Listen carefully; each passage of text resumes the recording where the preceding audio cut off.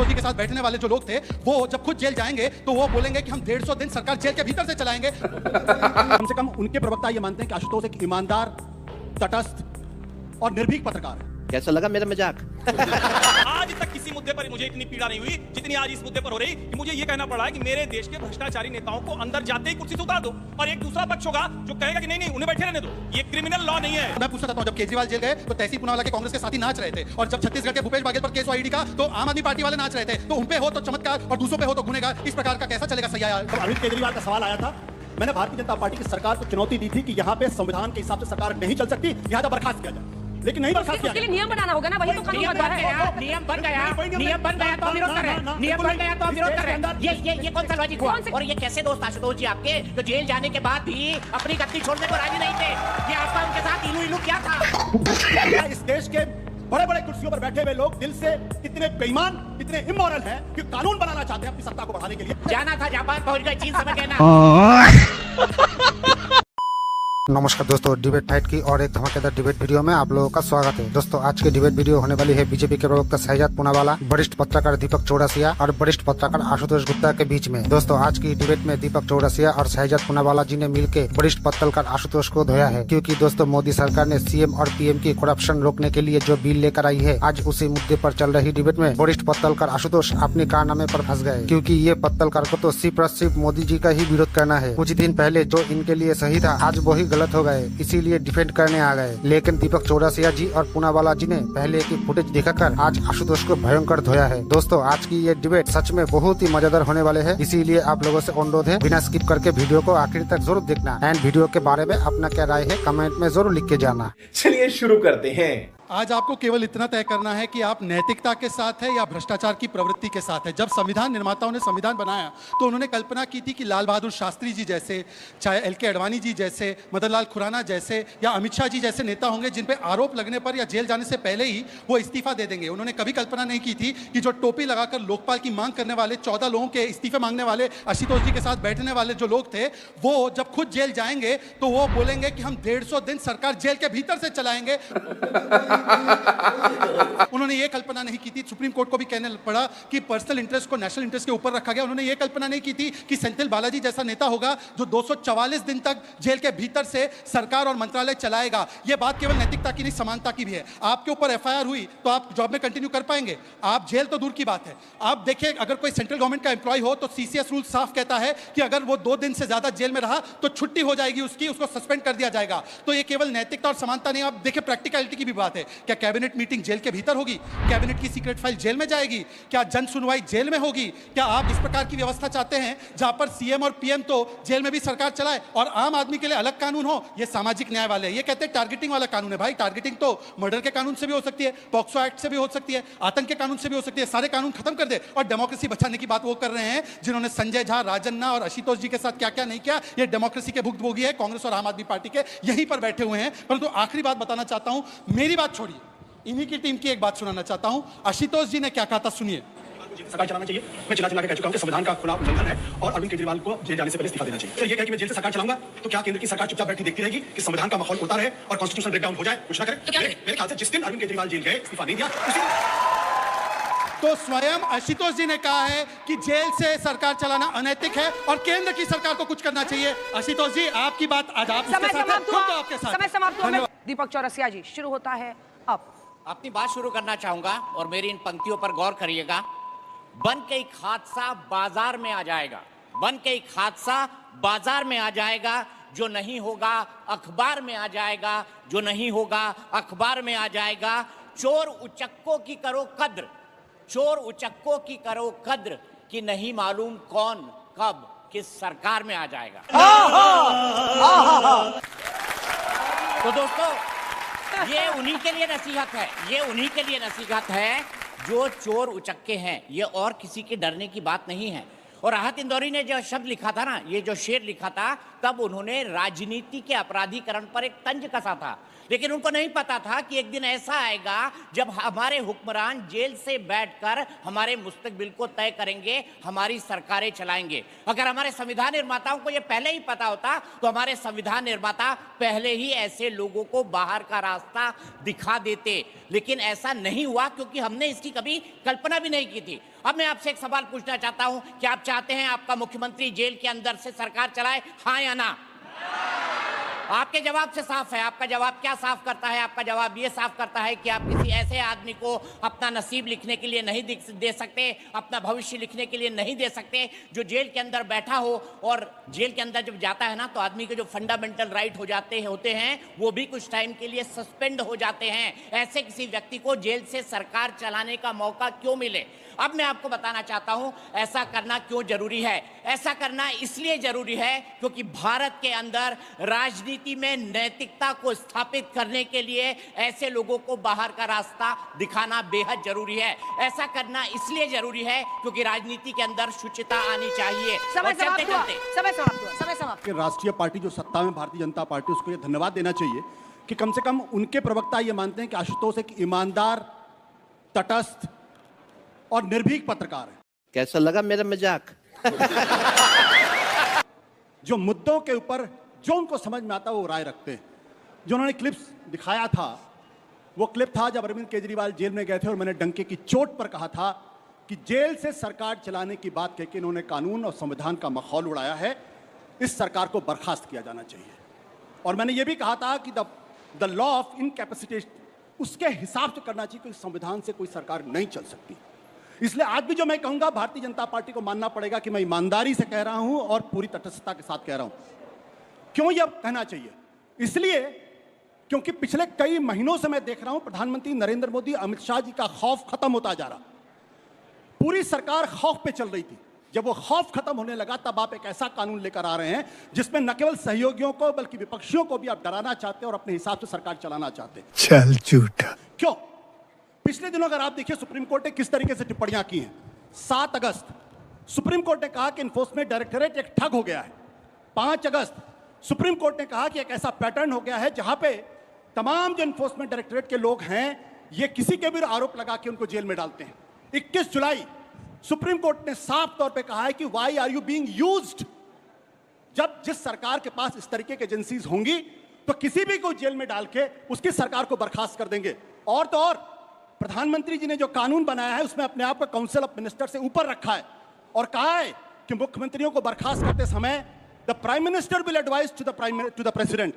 Law क्या कहता है? With aid and advice of the council of minister to the president. आप aid and advice छोड़ council के ऊपर अपने आप को संविधान का। सबसे पहले तो मुझे बड़ा आज बुरा लग रहा है, बहुत मैं शर्मिंदा हूं कि आज स्वतंत्रता के इतने वर्षों के बाद हमारे देश का नौजवान ऐसे बटा हुआ है। किस मुद्दे पर बटा हुआ है? कि भ्रष्टाचारी नेताओं को कुर्सी पर रहने दीजिए, जेल से शासन चलाने दीजिए। इसके लिए हमारे स्वतंत्रता सेनानियों ने इस देश को आजाद कराया था। इसके लिए हमें कहा था हमारे देश के स्वतंत्रता सेनानी आजाद कराते हैं और हमारे देश के नायक संविधान सभा में इस बात पर चर्चा करते हैं। संविधान सभा का मूल मुद्दा क्या था? हम जिस कॉन्स्टिट्यूशन की बार बार बात करते हैं और रंगों में बांट दिया है, नीला गमछा कहते हैं कि बाबा साहब अम्बेडकर का है, और जिस संविधान सभा में नायकों ने कहा we the people of India, हम भारत के लोग सबसे ऊपर है, ये बटा हुआ भारत हमें चाहिए। और उन भ्रष्टाचारियों के मुद्दे पर, वो राजनीतिक अपराधों के मुद्दे पर हमें शर्म आती है। मुझे शर्म आ रही है कि आज इस मुद्दे पर हमारे देश का बौद्धिक वर्ग, हमारे देश का नौजवान, हमारे देश की बेटियां वो बटी हुई हैं। और उससे भी ज्यादा शर्म आती है कि जो लोग जिनके लिए हमने ये अधिकार तय किया था कि वो हमारे जनप्रतिनिधि के तौर पर जाएंगे और हमारे लिए नियम कानून अच्छे अच्छे बनाएंगे, उन्होंने अपने लिए भी पूरे नियम कानून बना लिए। अपने तो छोड़ ही दीजिए। आज कमाल की बात यह को कह रहे हैं कि सब कुछ मैनिपुलेट हो जाएगा, किसी को अंदर डाल दिया जाएगा। अरे फिर तो किसी को हत्या के अपराध में बंद करा दीजिए, फिर तो किसी को दुष्कर्म के अपराध में बंद करा दीजिए, और फिर बंद करा दीजिए अदालतों को, क्योंकि आपको संविधान, लोकतंत्र, न्यायालय इस पर भरोसा नहीं। और मैं जब इस पर बात कर रहा हूं तो मैं फिर से कह रहा हूं, आज तक किसी मुद्दे पर मुझे इतनी पीड़ा नहीं हुई जितनी आज इस मुद्दे पर हो रही कि मुझे यह कहना पड़ रहा है कि मेरे देश के भ्रष्टाचारी नेताओं को अंदर जाते ही कुर्सी से उतार दो, और एक दूसरा पक्ष होगा जो कहेगा कि नहीं नहीं उन्हें बैठे रहने दो। ये क्रिमिनल लॉ नहीं है, ये क्रिमिनल लॉ नहीं है। मैंने सुना, बहुत अच्छा, गरिमा जो यहां आई बहुत अच्छा बोला उन्होंने लेकिन बस मैं एक ही बात करूंगा, अदालतों में अपराधी और देश के नेता उसको तय करने का पैमाना अलग करिए, और फिर मैं कहूंगा गमछे एक होने चाहिए, अलग नहीं होने समय चाहिए। समाप्त हुआ, समय समाप्त हुआ। जो कहते हैं ईडी का मिसयूज हो रहा है, सुप्रीम कोर्ट में मामला गया कि ईडी सीबीआई मिसयूज हो रही है, 14 पार्टियां गई, कांग्रेस पार्टी भी शामिल थी, सुप्रीम कोर्ट ने बोला बिल्कुल नहीं हो रहा है। और मैं पूछना चाहता हूं, जब केजरीवाल जेल गए तो तहसीन पूनावाला के कांग्रेस के साथी नाच रहे थे, और जब छत्तीसगढ़ के भूपेश बाघेल पर केस हुआ ईडी का तो आम आदमी पार्टी वाले नाच रहे थे। तो उन पे हो तो चमत्कार और दूसरों पे हो तो गुनेगार, इस प्रकार का कैसा चलेगा सैयारा यार? यह बताइए। दूसरी बात, दुरुपयोग की बात कर रहे हैं, तो बताइए कि लालू जी सबसे पहले जेल कब गए? 96-97 यूपीए कांग्रेस की गवर्नमेंट थी, उसके बाद पहली बार कन्विक्ट कब हुए? 2013 यूपीए की गवर्नमेंट थी। कलमाडी जेल कब गए? जेएमएम के लोग कब कन्विक्ट हुए? 94 में कन्विक्ट हुए। डीएमके के लोग कब गए जेल? तो यूपीए और कांग्रेस की सरकार थी। इसके बाद उन्होंने कहा कि बीजेपी का मतलब है भ्रष्टाचारी जनता पार्टी। हमारे तो राष्ट्रीय अध्यक्ष ने इस्तीफा दिया था, आपका तो नाम है इंडियन नेशनल कांग्रेस नहीं। I need corruption, jeep scam से लेकर नेशनल हेराल्ड घोटाला। और आखिरी बात मैं पूछना चाहता हूं कि इंदिरा गांधी थी जो कन्विक्ट हुई तो उन्होंने प्रधानमंत्री को बाहर निकाल दिया जुडिशियल रिव्यू से, और आज प्रधानमंत्री ने प्रधानमंत्री पद को अंदर डाला है। यह अंतर है प्रधानमंत्री मोदी में और इंदिरा गांधी जी में, यह अंतर है। 1 मिनट का समय में उन्होंने कह लिया। वो बच्चे ने कहा कि घर नहीं चल सकता आम आदमी अगर उस पर क्रिमिनल केस हो जाए, और यहाँ देश चलाएंगे नेता जेल से। मैं सिर्फ आशुतोष जी से एक सवाल पूछना चाहता हूं। आशुतोष जी, अगर किसी मुख्यमंत्री को जेल हो जाती है तो उसको उसके बाद सत्ता पर रहने का या मुख्यमंत्री पद पर काम करने का हक होना चाहिए या नहीं होना चाहिए, हाँ या ना? हाँ, जवाब चाहता हूं आपसे। मेरा जवाब तो सजाद पूनावाला ने दे दिया, वो ऑडियो क्लिप करके। नहीं, तो फिर उसके बाद बहस आगे बढ़ती नहीं है। बहस आगे बढ़ती नहीं है। जब आप कह रहे हैं कि सत्ता पर बैठने का कोई हक नहीं है, उसके बाद ये बहस आगे बढ़ती ही नहीं है। जब आप खुद मानते हैं कि ऐसे किसी व्यक्ति को सत्ता पर बैठने का हक नहीं है जो जेल के अंदर बैठा हो, उसके बाद इस पॉइंट पर बहस करने की आपकी कोई मोरल अथॉरिटी बनती ही नहीं है, मेरा ये कहना है। ये बड़ी अच्छी बात कही आप। बिल्कुल।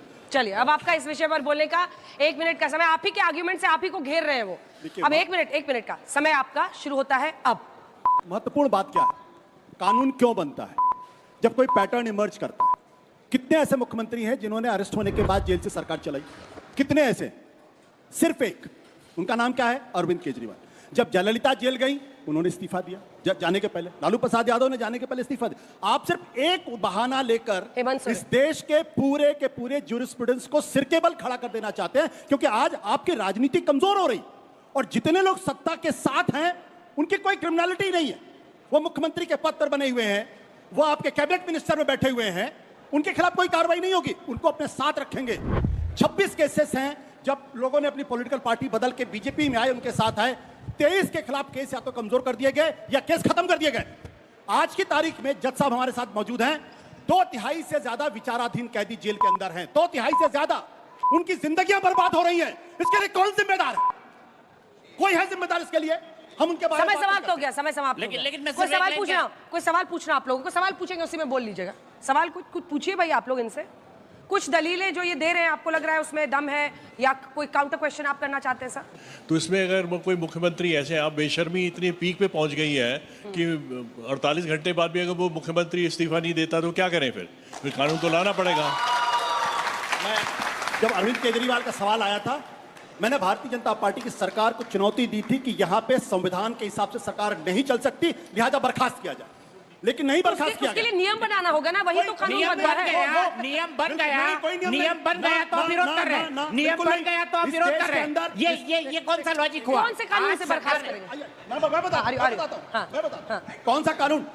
धारा 356 यही लगता है ना। जब संविधान का ब्रेकडाउन हो जाता है, जब एक मुख्यमंत्री जेल में चला गया, जेल से चलाने की सरकार कर रहा है, तो ब्रेकडाउन ऑफ द कॉन्स्टिट्यूशन है या नहीं है?